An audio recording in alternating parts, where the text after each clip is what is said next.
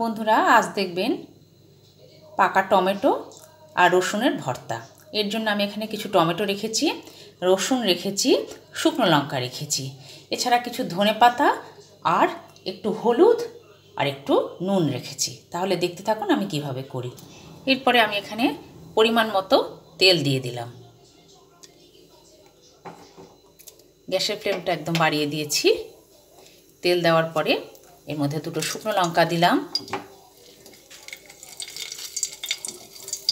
এছাড়া যে রসুনগুলো রেখেছিলাম সেই রসুনগুলো দিয়ে দিলাম সব কটা।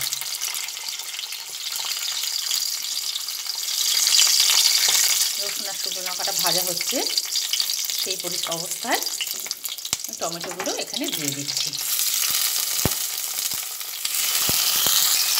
এখানে আমি সব কটা টমেটোই দিয়ে দিয়েছি, ভাজা হচ্ছে। টমেটোগুলো ভাজা হয়ে গেছে, সেই জন্য টমেটোগুলোকে সব কটাকেই উল্টে দিচ্ছি।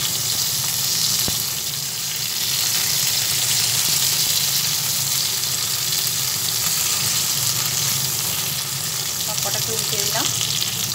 এরপরে এর মধ্যে অল্প পরিমাণে হলুদ দেবো,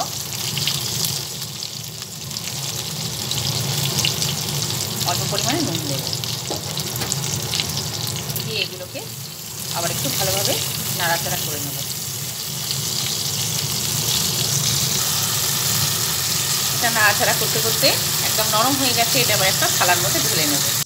এরপর একটা থালার মধ্যে ঢেলে নিলাম, নিয়ে ধনেপাতা দিয়ে এটা এবার মেখে নেব।